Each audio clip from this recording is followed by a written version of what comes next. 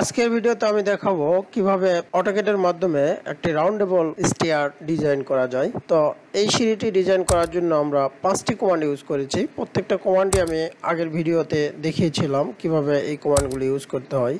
সেই কমান্ডগুলি ইউজ করে আমরা কিভাবে একটি রাউন্ডেবল সিঁড়ি ডিজাইন করতে পারি তা আজকের এই ভিডিওতে দেখাবো। রাউন্ডেবল সিঁড়ি ডিজাইন করার জন্য আমাদের যে 5টি কমান্ড প্রয়োজন সেটা হচ্ছে যে সার্কেল কমান্ড প্রয়োজন, তারপরে অফসেট কমান্ড প্রয়োজন, লাইন কমান্ড প্রয়োজন, অ্যারে কমান্ড প্রয়োজন, ট্রিম কমান্ড প্রয়োজন। তো এই কাজটি আমরা করব। তো এই কাজটি করার জন্য প্রথমে আমাদেরকে যেটা করতে হবে, সি লিখে এন্টার মারতে হবে। নির্দিষ্ট একটি মেজারমেন্ট দিলাম 3 ফিট, এন্টার। একটা সার্কেল হয়ে গেল। এখন আমরা অফসেট নিব। অফসেট নেওয়ার জন্য কিবোর্ডে ও লিখে এন্টার, তারপরে 2 ইঞ্চি, এন্টার। আমরা অবজেক্টকে সিলেক্ট করার পরে আমরা বাইরের দিকে ক্লিক করব। তারপরে আরেকটা অফসেট নেব 3 ফিট, ও লিখে এন্টার, 3 ফিট, এন্টার। অফসেট নিলাম, তারপরে আরেকটা অফসেট নিব 5 ইঞ্চি, এন্টার। দেখেন আমাদের এরকম একটা সার্কেল হয়ে গেল।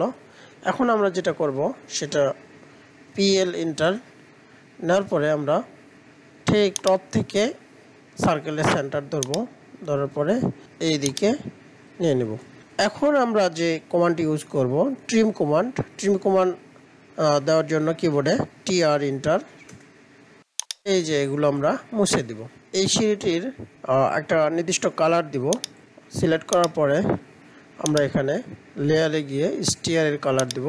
কালার দিলাম, দেওয়ার পরে আবার একটা লাইন নেব, পিএল এন্টার।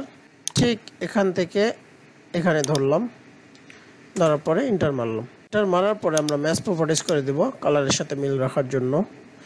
এখন আমি যেটা করব সেটা হচ্ছে যে অ্যারে কমান্ড ইউজ করব। তো অ্যারে কমান্ড ইউজ করার জন্য আমাদেরকে কিবোর্ড শর্টকাট লিখতে হবে এআর এন্টার। তারপর অবজেক্টটি সিলেক্ট করতে হবে। সিলেক্ট করার পরে এন্টার মারতে হবে। মারার পরে এরকম একটা ইন্টারফেস আসবে, রেক্ট্যাঙ্গুলার, পোথ এবং পোলার অ্যারে। তো পোলার অ্যারে নেব, নেওয়ার পরে সেন্টারটি ক্লিক করতে হবে।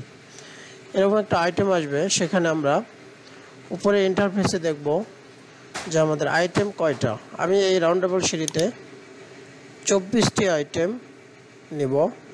তো 24 এন্টার দেওয়ার পরে ইন বিটুইন আমি 11 দিলাম, আর অ্যাঙ্গেল দিব 270 ডিগ্রি। দেখেন 270 ডিগ্রি দিলাম। দেখেন খুব সুন্দর একটি রাউন্ডেবল সিঁড়ি ডিজাইন করা হয়ে গেছে। এভাবে আমরা খুব সহজেই রাউন্ডেবল সিঁড়ি ডিজাইন করতে পারি। ধন্যবাদ।